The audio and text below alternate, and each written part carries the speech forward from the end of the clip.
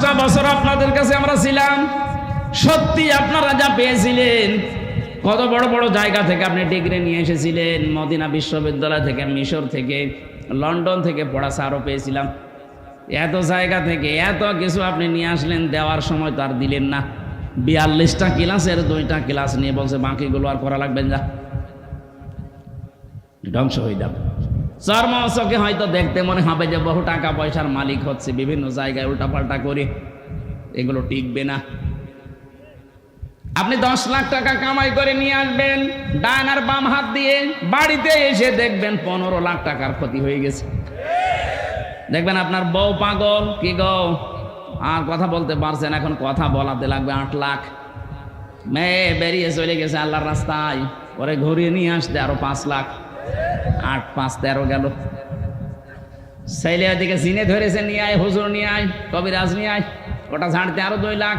নিয়ে এসেছিলেন মাত্র 10 লাখ, চলে আসছে 15 লাখ। হারাম টাকা থাকবে না। আমি শুধু ইঙ্গিত দিলাম, আমার মনে হয় শিক্ষিত যারা ওরা বুঝে ফেলেছে। এখানে ক্লাস করাচ্ছেন সরাসরি আল্লাহ।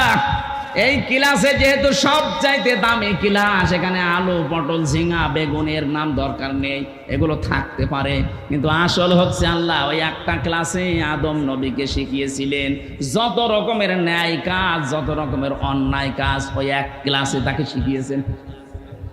প্রশ্ন আসতে পারে এটা কোথায় পেলেন? এটার বাস্তব প্রমাণ আমরা তো ওই ক্লাসে ছিলাম। কথা বলে না কেন? ছিলাম না, ছিলাম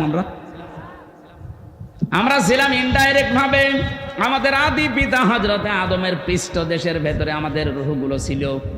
কিয়ামত পর্যন্ত যত মানুষ আসবে সব আদমের পৃষ্ঠদেশে ছিল না? ওয়াইযা খাযা রাব্বুকা মিন বানি আদামা মিন যুহুরিহিম যুররিয়াতাহুম ওয়া আশহাদাহুম আলা আনফুসিহিম আলাস্তু বিরাব্বিকুম ক্বালু বালা শাহিদনা আন তাকুলু ইয়াওমাল কিয়ামাতি ইন্না কুন্না আন হাদা গাফিলিন। চিৎকার করে বলেন আল্লাহু আকবার।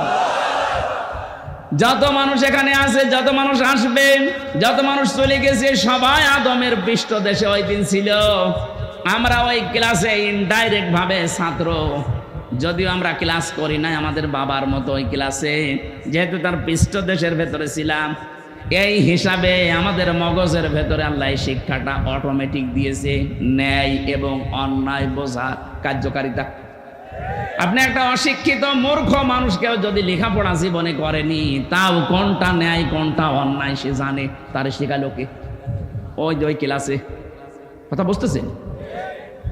এটা দুনিয়ায় আপনি যেন কাজে লাগান, এই জন্যে আল্লাহ পাক আদমের পৃষ্ঠদেশ থেকে বের করে নিয়ে উনি আমাদেরকে প্রশ্ন দিয়েছিলেন, আলাস্তু বিরাব্বিকুম, আমি কি রব না? সবাই আমরা এক বাক্যে বলেছিলাম, ক্বালু বালা, অবশ্যই আপনি আমাদের রব। ওই যে অবশ্যই আপনি আমাদের রব, এই কথা বললাম কোন জ্ঞানের ভিত্তিতে? ওই যে আদম নবীর ওই ক্লাসের ভিত্তিতে। আমার কথা বোঝা যাচ্ছে না? তাহলে সকল ন্যায় এবং অন্যায়ের যে সাবজেক্টগুলো সব ওই একদিনে তিনি শিক্ষা দিয়ে দিয়েছেন। ওখান থেকে তিনি হযরতে আদম আলাইহিস সালামের বাম পাজরের হাড় দিয়ে আমাদের আদি মাতা হযরতে হাওয়াকে বানালেন। সুন্দরী একটা মেয়ে লোক বানিয়ে রেখে দিয়েছে। হযরত আদম ঘুম থেকে উঠে দেখলেন সুন্দরী, তাকালেন এবং ধরতে গেলেন, কারণ নিষিদ্ধ জিনিসের প্রতি আকর্ষণ সে জন্মের শুরু থেকেই। কথা বলেন না কেন? যেই তাকিয়েছে, ধরতে গেছে, আল্লাহ বলে ধরাও যাবে না, তাকানো যাবে না। আদম নবী বলছে, আল্লাহ ধরাও যাবে, তাকানো যাবে, এই বুদ্ধি দিন। বুদ্ধি দিলাম, বিয়ে করা লাগবে। এই জন্য আদমের সন্তান কিয়ামত পর্যন্ত যারা আসবে, আর যদি মূর্খও হয় দেখবেন নামাজের ফরজ কয়টা জানে না, কিন্তু বিয়ে করা ফরজ এটা জানে। আপনার পেটে বোম মারে, ওজুর ফরজ কয়টা বলতে পারবে না, বিয়ে করা যে ফরজ কে জানে। বহু যুবক মানুষ এখানে বাবা যারা আছেন, পুত্র যদি এবং ছেলের মেয়ে যদি প্রাপ্ত বয়স্কা হয়ে যায়, আপনি বিয়ে দিতে চান না, বলো নিজের পায়ে আগে দাঁড়াক। নিজের পায়ে দাঁড়াতে গিয়ে যদি একবার কোনো কাম করে ফেলে, কিয়ামতের দিন আপনিও জেনাকারের কাতারে দাঁড়াবেন। এই জন্য বাবারা একটু সাবধান হবে। ওর ঘাড়ে সোয়াল তুলে দেন, এমনি বওয়ার সিস্টেমও জেনে ফেলবে। আমরা মনে করি ওরে নিজের পায়ে দাঁড় করিয়ে, তারপর আমি রিমান্ডে যখন ছিলাম একটা হিন্দু পেয়েছিলাম অফিসার, এই বাড়ি রাজবাড়ি, রাত 12টায় আসে, ওর 6টায় যায়, প্রায় আসতো। আমারে বলছো হুজুর, আমি এই বাংলাদেশ, ভারত, পাকিস্তান সহ এই সমস্ত এলাকার মুসলমানদের ইসলাম মানা, আর বাইরের দেশগুলোতে আমি গিয়ে মিশনে ছিল, আমি একটা মুসলিম দেশে মিশনে ছিলাম, ওই জায়গায় ওদের যে ইসলাম মানার পদ্ধতি এটা আলাদা। কি করে? অফিসার আমারে বলছিল, আমি ওখানে 2 বছর ছিলাম, এক হোটেলে খাবার খেতাম, যে হোটেলে খাবার খাই ওই হোটেলের মালিক একটা মুসলমান, কিন্তু ছেলেকে বানিয়ে রেখেছে বয়, কি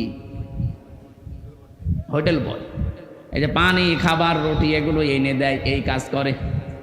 2 বছরের ভেতরে দেখলাম, কি গো, পরিচয় নিয়ে জানলাম যে ওটা ওর ছেলে। বললাম যে আপনি কি? আমি মুসলমান। কেমন মুসলমান আপনি? আমার দেশেও তো মুসলমান আমি দেখেছি, আপনি কেমন মুসলমান?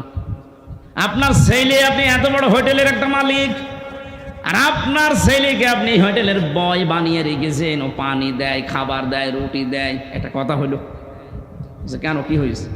কি হয়েছে মানে আপনি যে পর্যায়ের আপনার ছেলেকে ওই পর্যায়ে তুলতে পারেননি, ওই পর্যায়ে তোলার জন্য আপনার কোনো চেষ্টাও মনে হয় নেই। তাছাড়া এইভাবে 2 বছর আমি তো দেখছি। বলছে, আমারে বলছে মাওলানা, ওই সময় ওই হোটেলওয়ালা আমাকে যে কথাগুলো জানিয়েছিলেন, আমি সেই কথা আপনাকে শোনাই, আপনি একটু মিলান তো। উনি আমারে ওই দিন সূরা তাগাবুনের 14 নম্বর আয়াতটা তেলাওয়াত করে শুনিয়েছে। মনে কথা আমি মুসলমান, আমি যে হিন্দু ও তো জানে না, কিন্তু আমি হিন্দু হলেও আমি কিন্তু লেখাপড়া করে কোরআনের বহু আয়াত বাংলায় মুখস্থ করেছি। যে সূরা তাগাবুন বলেছে, আমি অফিসে যে বাংলায় বের করে সূরা তাগাবুনের 14 নম্বর আয়াতটা মিলালাম, কি দেখি আছে এখানে। আল্লাহ পাক জানিয়েছেন, ইয়া আইয়ুহাল্লাযীনা আমানু ইন্না মিন আযওয়াজিকুম ওয়া আওলাদিকুম আদুওয়াল লাকুম ফাহযারু ইলা আখির আয়াত। ইয়াতে আল্লাহ ঈমানদারকে ডাক দিয়ে জানিয়েছেন, হে যারা ঈমানের দাবি করো, অবশ্যই তোমাদের স্ত্রী, সন্তানাদি আর সম্পদাদি এগুলো কিন্তু মাঝে মাঝে তোমাদের শত্রু হয়ে দাঁড়াবে, সুতরাং এদের ব্যাপারে খুব সতর্ক থাকবা। এদের পেছনে পড়ে, এদের পেছনে লাগতে গিয়ে, এদের পেছনে শ্রম দিতে, সময় দিতে গিয়ে আমার আল্লাহর বিধানটা যেন ভুলে যেও না। আমি বললাম, আপনি কি বোঝাতে চান এখানে? উনি আমাকে বুঝিয়েছিল, হুজুর, উনি আমারে এই আয়াত দিয়ে বোঝাতে চেয়েছেন, আমার এই ছেলেটাকে আমি লেখাপড়া শেখাতে চেয়েছিলাম, যতটুকু চেষ্টা করেছি ও আর পড়ে নাই, তো ওর যে লেখাপড়ার দৌড়, এরপরে আমি ওর একটা সৎ পাত্রী দেখে পাত্রস্থ করেছি, ওকে বিয়ে দিয়েছি। 3 নাম্বার দায়িত্ব ছিল আমার ওর একটা কর্মজীবন তৈরি করে দেওয়া। তা আমি যে কর্মজীবন দেব, ওর তো সেই যোগ্যতা নেই। আমি ঘুষ দিয়ে কোন চেয়ারে বসিয়ে দেব, ওই চেয়ারে বসলে ওর ওই যোগ্যতায় চেয়ার চলবে না, শেষে চেয়ারের পায়া থাকবে না। কথা বুঝতেছেন? তাদের চিন্তা ভাবনা দেখেছেন? আমাদের দেশের হাজারো বাবা এই জহির গ্রুপের কাছে যে বলবে আমার ছেলে ম্যাট্রিক ফেল, বিএ পাস, চাকরি করছে, ওই জায়গায় আপনি বসিয়ে দেন। উনি হয়তো আপনার মুখের দিকে তাকিয়ে সম্মানের খাতিরে দেবে, কিন্তু যে ম্যাট্রিক ফেল, ও ওই চেয়ারে বসার যোগ্যতা রাখে? ওর শিক্ষা নেই, ওর ট্রেনিং নেই। উনি যে আমাকে প্রথমে কথা বলার সময় ইকরা বলছিলেন, ইকরা শব্দের শাব্দিক অর্থ শুধু পড়া না, ইকরা মানে যোগ্যতা অর্জন করা। আজ বাংলাদেশে আমরা অনেকেই মনে করি ইকরা, সালে, তাকওয়া এই শব্দগুলো নিয়ে। ইকরা, এরপরে সালে, তাকওয়া, এই শব্দগুলোর ব্যাখ্যা শুনি না আমরা। সালেহ মানে নেককার, তাকওয়া মানে আল্লাহর ভয়, ইকরা মানে পড়া না। এর আধুনিক ব্যাখ্যা হচ্ছে, আপনি যেই জায়গায় যেতে চান ওই বিষয়ের জ্ঞান আগে আপনাকে অর্জন করা লাগবে এবং প্রশিক্ষণ নেওয়া লাগবে, শিক্ষা নেওয়া লাগবে, তারপরে ওই জায়গাটা আপনি সুচারুরূপে চালাতে পারবেন। আমাদের এই দেশে এই সিস্টেমটা নেই, যে যেখানে যাওয়ার যোগ্যতা রাখে না, ঠেলা দিয়ে, ঘুষ দিয়ে সেখানে পাঠায়। আজ বাংলাদেশে যত প্রতিষ্ঠান আছে অধিকাংশ